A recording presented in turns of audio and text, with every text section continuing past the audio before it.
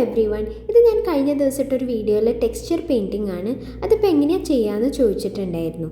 എൻ്റെ കയ്യിൽ ഇവിടെ കിട്ടിയത് ഒരു കേക്ക് ബോക്സ് ആണ്. അപ്പോൾ ഞാൻ വിചാരിച്ചു നമ്മുടെ ഈ റൂമിന് ഒരു മേക്ക് ഓവർ കൊടുക്കാൻ കുറച്ച് പെയിൻറ്റിങ്സ് ഒക്കെ ചെയ്തിട്ടെന്ന്. അപ്പം ഞാൻ ബാക്ക്ഗ്രൗണ്ട് കുറച്ച് ബ്യൂട്ടിഫുൾ ആയിക്കോട്ടെ, കളർഫുൾ ആയിക്കോട്ടെ എന്ന് വിചാരിച്ചിട്ട് കുറച്ച് പേർപ്പിളും യെല്ലോയും ഗ്രീനും പിങ്കും ഒക്കെ കൊടുത്തു. ഫ്ലൂറസെൻറ്റ് കളേഴ്സാണ് കൊടുത്തത്. പിന്നെ ചെയ്തു വന്നപ്പോഴാണ് എനിക്ക് തോന്നിയത് ഈ ഡാർക്ക് ബാക്ക്ഗ്രൗണ്ട് തന്നെയായിരുന്നു ആ പിക്ചറിന് ഭംഗിയെന്ന്. എന്നിട്ട് ഞാൻ ഈ ബാക്ക്ഗ്രൗണ്ട് മുഴുവൻ ഡാർക്ക് ആക്കിയിട്ടുണ്ടായിരുന്നു. അതാണ് ഞാൻ ആദ്യത്തെ പിക്ചറിൽ കാണിച്ചു തന്നത്.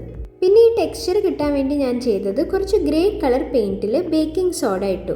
എന്നിട്ട് നമുക്ക് ഈ ഒരു കൺസിസ്റ്റൻസി വരെ ബേക്കിംഗ് സോഡ ഇട്ട് കൊടുക്കാം. ഇത് ശരിക്കും ഒരു പെയിൻറ്റിംഗ് നൈഫ് കൊണ്ടാണ് ചെയ്യേണ്ടത്. എൻ്റെ കയ്യിൽ അതില്ലാത്തതുകൊണ്ട് ഞാൻ ലാസ്റ്റ് വിരൽ വെച്ചിട്ടാണ് ചെയ്തത്. അപ്പോഴാണ് ഞാൻ വിചാരിച്ച പോലെ വന്നത്.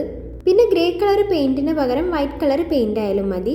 പിന്നെ വലിയ പണിയുമില്ല, കുറച്ച് ക്ഷമ മാത്രം ഉണ്ടായാൽ മതി. പക്ഷെ വളരെ നല്ല റിസൾട്ടാണ്. നമുക്ക് ഇതുപോലത്തെ പെയിൻറ്റിങ്സ് ഒക്കെ റൂമിൽ വെച്ച് കഴിഞ്ഞാൽ നല്ലൊരു മേക്ക് ഓവർ തന്നെ കൊടുക്കാൻ പറ്റും.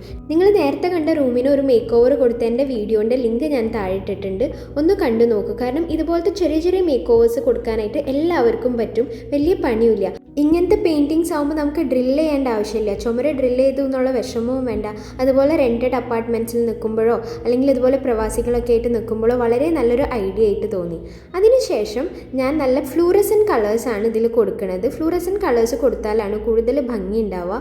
വേറെ ഷിമേഴ്സൊക്കെ ഉള്ള മൈക്ക കളേഴ്സ് കൊടുക്കുകയാണെങ്കിൽ ഇതിലും ഭംഗി ഉണ്ടാവും. എൻ്റെ കയ്യിൽ ഫ്ലൂറസെൻറ്റ് കളേഴ്സ് ഉണ്ടായിരുന്നത് കൊണ്ട് ഞാൻ അതാണ് കൊടുത്തത്. ടെക്സ്ചർ ഉണങ്ങാൻ ഒരു ദിവസം വെച്ചതിന് ശേഷമാണ് കേട്ടോ കളേഴ്സ് കൊടുത്തത്. പിന്നെ വേറെയും കുറച്ച് പെയിൻറ്റിങ്സ് ഒക്കെ ചെയ്തിട്ടുണ്ടായിരുന്നു. അപ്പോൾ മേക്ക് ഓവർ കാണാനായിട്ട് താഴത്തെ ലിങ്കിൽ നോക്കൂ കേട്ടോ.